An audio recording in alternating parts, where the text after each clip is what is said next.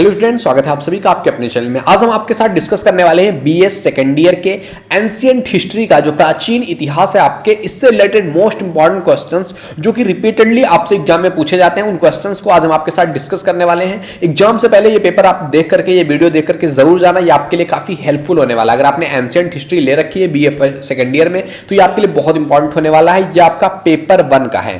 Paper 2 पर भी हम जल्द ही वीडियो लेकर के आ रहे हैं। इसके बाद नेक्स्ट वीडियो आपको पेपर 2 पर मिलने वाली है, जिसमें हम पूरा एक एक क्वेश्चन पूरा हम डिस्कस कर रहे हैं कि क्वेश्चन अच्छे तरीके से आपको समझाएंगे सेकंड पेपर में।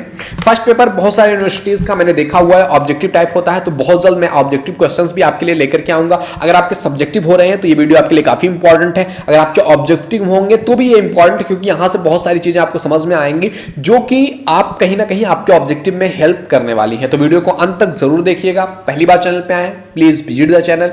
If you think it is enjoyable तो आप सब्सक्राइब कर सकते हैं। अपने दोस्तों में भी शेयर कीजिए, अपने दोस्तों को भी बताइए कि ये चीजें हैं, इस तरीके से पढ़ाया जा रहा है इस चैनल पे, तो जरूर शेयर करो जिससे कि उनकी भी हेल्प हो सके।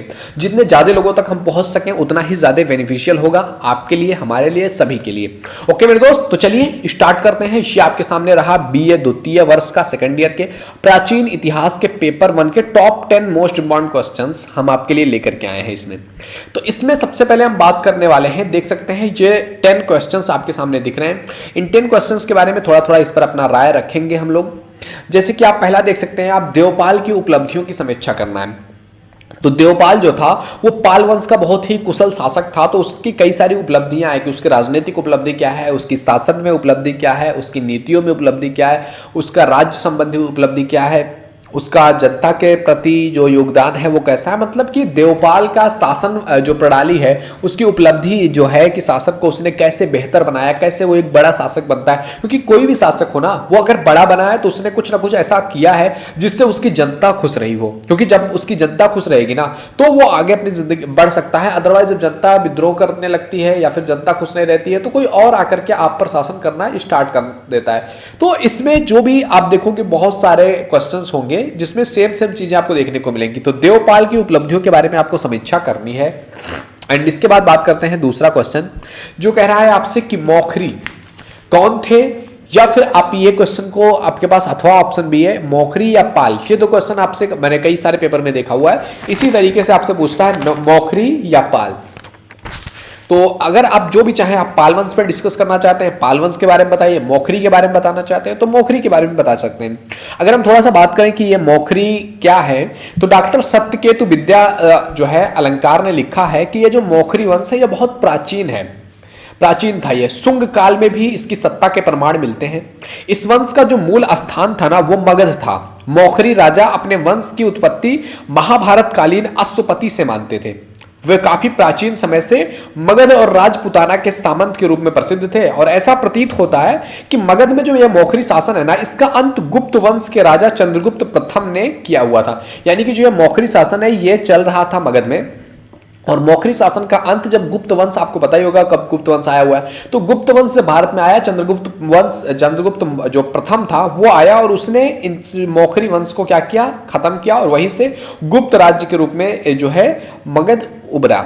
गुप्तों के काल में भी जो है गया के जाने में सामंत मात्र रह गए थे। मतलब कि जो ये गुप्तों के शासन काल में भी ये जो है मौखरी वो सामंत के रूप में रहा करते थे। मौखरियों की इस गया वाली सखा में 3 राजाओं यज्ञवर्मा, शार्दुल वर्मा और अनंत वर्मा के नाम से बराबर और नागार्जुनी पहाड़ियों की गुफाओं में उत्कीर्ण कई सारे चीजों में हमें देखने को मिलता है कि इनके बारे में उल्लेख हमें देखने को मिला है। इस वंश के पहले 2 राजा जो थे हरिवर्मा और आदित्य वर्मा थे, वो दोनों ही स्वतंत्र राजा नहीं थे, अपितु जो है गुप्त सम्राटों के सामंत थे। यानी कि गुप्त जो सम्राट अलग अलग जगहों पर थे उनके सामंत के रूप में यहां पर मगध में इनको बिठाया गया था, जो दोनों राजा थे। अपितु गुप्त सम्राटों के क्या थे, सामंत थे। आदित्य वर्मा के विवाह गुप्त वंश की एक राजकुमारी हर्ष गुप्ता से हुआ था, इस कारण उसका प्रभाव बढ़ गया, और जो है हरहा अभिलेख में आदित्य वर्मा के किए गए यज्ञों का भी हमें उल्लेख देखने को मिलता है। पाल वंश तो आपको पता ही है काफी इंपॉर्टेंट वंश है, तो इनमें से किसी एक के बारे में आपको डिस्कस करना है। अगला क्वेश्चन है थर्ड नंबर का क्वेश्चन कि मोहम्मद गौरी कौन था। क्या बात किया गया है, मोहम्मद गौरी कौन था, और या फिर आप बता दीजिए भारत में तुर्कों के आक्रमण का पर आपको प्रकाश डालना है कि तुर्कों का आक्रमण कैसा रहा, तो इसके बारे में आपको डिस्कस करना है। तो देखो मोहम्मद गौरी एक आक्रमणकारी था जो कि जो है गौर से आया हुआ था, और वो भारत पर आक्रमण किया। भारत पर उसने सोमनाथ मंदिर पर आक्रमण किया, लगभग 16 से 17 बार उसने आक्रमण किए सोमनाथ मंदिर पर।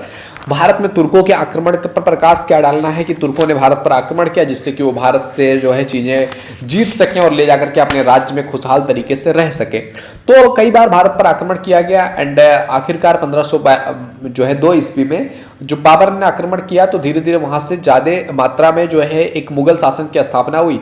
तुर्कों का तो आक्रमण पहले से ही भारत में जो है 12वीं शताब्दी से स्टार्ट हो गया था। 1206 ईस्वी में मोहम्मद गौरी, महमूद गजनबी, तो यहां से स्टार्ट हो चुका था तुर्कों का आक्रमण का सिलसिला। अब बात करते हैं 4th नंबर का क्वेश्चन। कह रहा है आपसे कि हर्षवर्धन की राजनीतिक उपलब्धियों की क्या करना है, समीक्षा करनी है कि हर्षवर्धन की राजनीतिक उपलब्धि क्या थी। तो देखो, वर्धन वंश के बारे में बात करें तो ये जो वर्धन वंश है ना, ये बेसिकली जो है पंजाब और दिल्ली के जो भूभाग है उसी पर बसा हुआ था। हर्ष के शासन और उनके जीवन पर प्रकाश डालने वाले साक्ष्यों में अगर हम बात करें तो इतिहास भरा पड़ा है, क्योंकि हर्षवर्धन अपने टाइम पीरियड के बहुत बड़े शासक के रूप में उभरे हुए थे। इनमें मुख्य स्रोत हर्ष के दरबार में रहने वाले जो है बाढ़ रचित हर्ष चरित्र में है, जिसमें हर्ष के चरित्र के बारे में बात किया गया है। इसके अतिरिक्त ह्वेनसांग की कृति जो है सीक्यू, उसमें जो रत्नावली है जो आप जो देख सकते हैं, उसमें भी हर्ष के बारे में बात किया गया है। कई सारे नाटक हैं, जैसे नागानंद है, प्रियदर्शिका है, उसमें भी हर्ष के काल के बारे में बात किया गया है। अगर हम बात करें पुरातात्विक स्रोतों के बारे में, तो पुरातात्विक स्रोतों में भी हर्ष के विषय में बात किया गया है, महत्वपूर्ण सूचनाएं मिलती हैं। इन स्रोतों में जो है उस टाइम पीरियड के ईस्वी के जो मधुतन अभिलेख हैं, 628 का बासखेड़ा अभिलेख, सेनीपत अभिलेख, रेहिल अभिलेख, रोहतगढ़ अभिलेख, निधानपुर अभिलेख, उन सारी चीजों के बारे में हमें जानने को मिलता है। अगर इनकी हम जो प्रारंभिक चुनौतियों के बारे में बात करें कि इन्होंने बड़ी सारी चुनौतियों से लड़ा। शशांक जो थे उनको मार करके बड़े भाई राज्यवर्धन की हत्या का बदला लिया गया, राजश्री को कन्नौज के कारागार से मुक्त कराना हो गया। तो ये सारे बड़े काम उनके द्वारा किए गए। हर्ष के द्वारा कई सारे सैन्य जो है काम भी किया गया, जैसे गौड़ देश पर आक्रमण करना हो गया, पंच भारत की विजय हो गया, बल्लभी विजय हो गया, पुलकेशिन द्वितीय के साथ युद्ध हो गया। तो इस तरीके से जो है हर्ष ने बहुत सारा कुछ काम किया हुआ था। इसने साम्राज्य विस्तार भी किया हुआ था, जो है लोगों की भलाई के लिए उसने बहुत सारे काम किए हुए थे। तो ये सारी इसकी राजनीतिक उपलब्धियां आती हैं। अगला आ जाता है आपका राजपूतों की उत्पत्ति संबंधित विभिन्न मतों की आपको क्या करना है, समीक्षा करना है कि राजपूतों की उत्पत्ति कैसे हुई, इसके बारे में डिस्कस करना है। क्योंकि राजपूतों की उत्पत्ति के बारे में कई सारे मत आपको देखने को मिलेंगे। कई सारे मतों ने अपने अपने हिसाब से बताया हुआ है कि राजपूतों की उत्पत्ति कैसे हुई, तो इसके बारे में आपको डिस्कस करना है। एंड इसकी उत्पत्ति के बारे में अगर बात किया जाए तो ये जो शब्द है ना, ये राजपुत्र से विकृत रूप है राजपुत्र का, वहीं से राजपूत आया हुआ है। राजपुत्र शब्द का प्रयोग जो पहले राजकुमार के अर्थ में किया जाता था, वो पूर्व जो मध्यकाल में है उसमें सैनिक वर्गों तथा छोटे छोटे जो है जमींदारों के लिए किया जाने लगा। वस्तुतः 8वीं सदी के उपरांत क्या हुआ, राजपूत शब्द जो है वो शासक वर्ग का पर्याय बन गया, और इस वर्ग की उत्पत्ति का प्रश्न जो है वो विद्वानों के बीच अत्यंत विवाद में रहा हुआ है। इस पर दो मत आते हैं, एक आता है विदेशी उत्पत्ति का मत, और दूसरा आता है आपका भारतीय उत्पत्ति का मत। विदेशी उत्पत्ति के मत के बारे में बात करें तो राजपूतों की विदेशी उत्पत्ति के मत का प्रतिपादन जो है वो सबसे पहले कर्नल जेम्स टॉड ने किया हुआ था। उनके अनुसार क्या था, कर्नल जेम्स टॉड ने क्या बताया हुआ था इसके बारे में कि राजपूतों की उत्पत्ति कैसे हुई, तो इस मत का आधार जो था वो था सीथियन और राजपूतियन जातियों की कुछ सामाजिक और धार्मिक प्रथाओं में समानता, जो टाड के अनुसार इस प्रकार थी कि जो राजपूत होते हैं उनका रहन सहन और वेशभूषा क्या होता है, उनमें समानता पाया जाता है कि एक राजा की तरह वो रहते हैं। मांसाहार का प्रचलन है, रथों द्वारा युद्ध करते हैं, यज्ञों का प्रचलन उनमें देखने को मिलता है। ओके और भारतीय उत्पत्ति के जो मत थे तो उसमें आप देखोगे तो विदेशी सिद्धांत का विरोध गौरी शंकर, हरिचंद्र ओझा, सीबी वैद्य जैसे कुछ भारतीय विद्वानों ने इसका विरोध किया हुआ है। इनकी सम्मत में राजपूत विशुद्ध भारतीय क्षत्रियों के ही संतान थे, यानी कि जो भारत में क्षत्रिय वंश था उसके संतान के रूप में जो थे वही राजपूत हैं, जिनमें विदेशी रक्त का मिश्रण बिल्कुल भी नहीं है। और इन विद्वानों के प्रमुख जो है तर्क इस प्रकार से हैं। टाड ने राजपूत और तथा सीथियन जातियों में जिन समानताओं प्रथाओं का संकेत दिया हुआ है वो कल्पना पर आधारित हैं। ये अभी प्रथाएं भारत की प्राचीन क्षत्रिय जाति में देखी जा सकती हैं। कुक के जो निष्कर्ष की पुष्टि किसी भी ऐतिहासिक साक्ष्य से नहीं होती है, तो यह विचार जो है कोरी कल्पना, मतलब भारतीय जो विद्वान है इन्होंने क्या कहा कि जो विदेशी विद्वानों ने कहा हुआ इस बारे में इसका कोई प्रमाण हमें देखने को नहीं मिलता है। तो इन्होंने अपने हिसाब से बताया हुआ है कि उसकी उत्पत्ति जो है वो जो भारत में क्षत्रिय वंश थे वहां से होता है। ओके मेरे दोस्त, आगे बढ़ते हैं। पृथ्वीराज चौहान तृतीय की उपलब्धियों के बारे में विवेचना करना है कि पृथ्वीराज चौहान जो था, उस तृतीय चौहान जो था उसकी उपलब्धि क्या थी। तो देखो, आप अगर बात करोगे ना तो इसमें बहुत सारे हैं, जैसे कि पृथ्वीराज चौहान की उपलब्धियों के बारे में आपको करना है, पुलकेशिन द्वितीय की उपलब्धियों के बारे में बात करना है, राजपूतों की असफलता के कारण क्या हुए जिस वजह से राजपूत जो है 15वीं 14वीं 13वीं 12वीं शताब्दी में उनको हार का सामना करना पड़ेगा और अपने राज्य गंवाने पड़े, उत्तर गुप्त वंश के राजनीतिक और सामाजिक व्यवसाय पर प्रकाश डालना है। इसमें हम देखो बहुत ज्यादा आपको उपलब्धियों उपलब्धियों उपलब्धियों उपलब्धियों, यानी कि अगर आपने जितने भी राजा उस टाइम पीरियड तक हुए हैं 1206 ईस्वी तक जितने भी राजा हुए हैं, उन राजाओं के बारे में अगर बात कर लिया जाए कि शुरू से लेकर के शताब्दी की शुरुआत से लेकर के 1206 ईस्वी तक जितने भी राजा हुए उनके बारे में अगर आपने पढ़ लिया ना अच्छे तरीके से उनकी उपलब्धियों के बारे में, तो आपका मैक्सिमम क्वेश्चन हो जाएगा इसमें। अगर हम बात करें ये जो अगला क्वेश्चन 9 नंबर क्वेश्चन की उत्तर गुप्त वंश के राजनीतिक और सामाजिक जीवन पर प्रकाश डालिए, तो गुप्त साम्राज्य के पतन के बाद मगध और मालवा में एक नवीन गुप्त वंश का उदय हुआ जिसमें लगभग 2 शताब्दियों तक शासन किया। इसीलिए इसको कहा गया उत्तर गुप्त वंश, यानी कि गुप्त वंश खत्म हुआ, उसके बाद एक नए गुप्त वंश की शुरुआत हुई जिसने 200 सालों तक लगभग शासन किया। चक्रवर्ती गुप्तों के साथ इन नए वंश के संबंधों के विषयों में हम निश्चित रूप से कुछ कह नहीं सकते हैं, लेकिन इतना स्पष्ट है कि इस वंश के लेखों में चक्रवर्ती गुप्त राजाओं के उल्लेख नहीं मिलता है। चक्रवर्ती गुप्त राजवंश को पृथक करने के लिए इस वंश को परवर्ती या उत्तर गुप्त वंश कहा जाता है। अगर हम बात करें इनकी जो है मूल स्थान की, तो ये जो है अंततः मगध और मालवा आदि के नूतन राजनीतिक वंशों का उदय हुआ था और वहीं इनका जो है क्षेत्र था। तो इसमें जो है परवर्ती गुप्त वंश के शासक में कई सारे लोग आते हैं, जैसे कि अफसर अभिलेखों में परवर्ती गुप्तों की वंशवलियों का नाम देखने को मिलता है, जिसमें पहला आता है आपका कृष्णगुप्त, दूसरा आता है हर्षगुप्त, थर्ड आता है आपका जीवित गुप्त प्रथम, फोर्थ आता है आपका महासेन गुप्त, फिफ्थ आता है आपका दामोदर गुप्त, सिक्स्थ आता है आपका महासेन गुप्त, सेवंथ आता है आपका माधव गुप्त एंड एट्थ आता है आपका आदित्य सेन।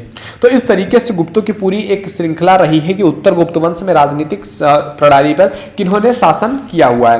ओके, इसके बाद 10th नंबर क्वेश्चन आप देख सकते हैं, गुर्जर प्रतिहार वंश की उत्पत्ति पर प्रकाश डालिए कि गुर्जर प्रतिहार वंश जो है इसकी उत्पत्ति कैसे हुई है, इसके बारे में प्रकाश डालना है।